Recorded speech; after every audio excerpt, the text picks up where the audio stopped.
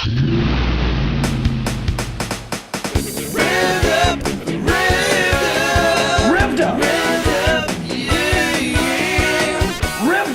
the preaching is clear, concise, convicting, and quality. Hey there, and welcome to Revved Up with me, the Reverend D. Ray Montgomery, or some like to call me D. Ray. It's nice to have you all here this week. Our Godcast here is picking up some steam. It seems like people are learning and they're growing. We're getting letters from people, a few even that are very complimentary, which is nice. And so this week our question is a controversial one. It's one that I think is going to ruffle some feathers. It's going to make a few people do a spit take. They got a glass of water in their mouth and they hear what I have to say and they spray it out all over everything. So you might want to back up just a little bit from your computer screen there or your iPod or whatever. You don't want to get it all sticky. Question is this: is it okay for a Christian to drink alcohol? Is it okay?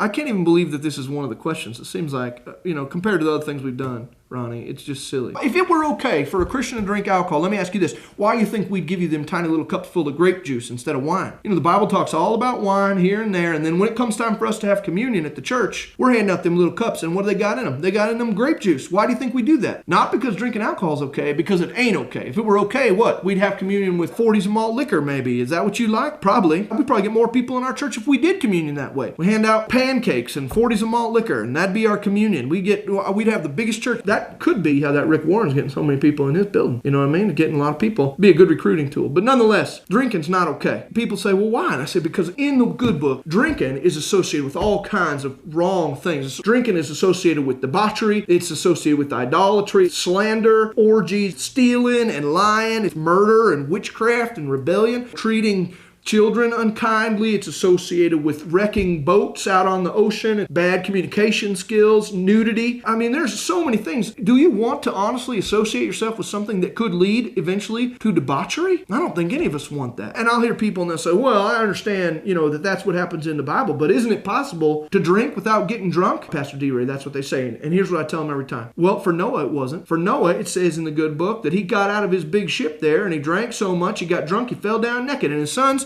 had to come and cover him up with a tarp because he passed out. Now, you trying to tell me that you think you can succeed where Noah failed? Noah, the one man that God chose to save in all this wicked generation. There's one holy man, Noah, and God says, I'm going to save you and your family. Puts him on a boat with all them animals. Then they get off, and that guy, that holy man, he drinks till he takes off all his clothes, runs around like a wild man, passes out. His sons have to cover him up. You trying to tell me that you are better than that man Noah? I mean, how arrogant of us to assume that we can succeed where Noah failed. I say no. And people then also will come with the argument and they'll say, well, the Bible doesn't necessarily talk about anything other than wine. It says don't be drunk with wine. It doesn't talk about beer. It doesn't talk about hard liquor. It doesn't talk about them fancy drinks with umbrellas in it. And I agree with that, but there's all kinds of things the Bible don't talk about. The Bible don't talk about throwing puppies out of moving cars. It doesn't talk about eating shards of glass. It doesn't say you can't, kiss the stewardess full on the mouth when you walk off a plane after you flew to Omaha. Just because the Bible doesn't say you can't do something, does that mean you should? Let me ask you this. Would you eat shards of glass?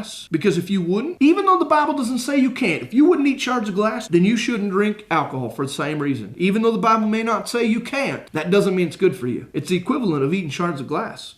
Spiritually speaking. I think the bottom line here is that you have to stop and ask yourself, what is it that's driving a Christian to need alcohol so much? Maybe it's depression. Maybe it's that you've seen one of them fancy Super Bowl ads with the talking frogs who sing the songs. Or maybe you recognize you want to go and see a band that you like and there's a 2-drink minimum or whatever and you don't want to waste your money. Maybe it's peer pressure with the guys on the street, or maybe it's your wife. Maybe she's been verbally abusive, and maybe you've been listening to too much Christian music. I know there was a period when I was transitioning out of listening to music at all, when I was listening to Christian music, that I got very discouraged and almost felt like drinking on several occasions. But regardless of what your motivation is, I would say that it's poor. There is no reason for a Christian to want to drink. So here's the answer. Is it okay for a Christian to drink alcohol? The answer is no. Not when you're 21, not when you're 35, not when you're 75, not when you're 100. It's never okay. Unless you're a Presbyterian, in which case it is acceptable for you, according to the church bylaws. So Presbyterians are fine. Everybody else, it's a no. Thanks for listening. I know that's probably not what some of you wanted to hear, but I think it's a good time now for you to go and kind of think that through and think through your actions and what you've been partaking of and whether or not that's pleasing to God. Thanks very much for listening. This has been me, Reverend D. Ray Montgomery, or D. Ray, and we look forward to seeing you here again next time on Revved Up. See you later.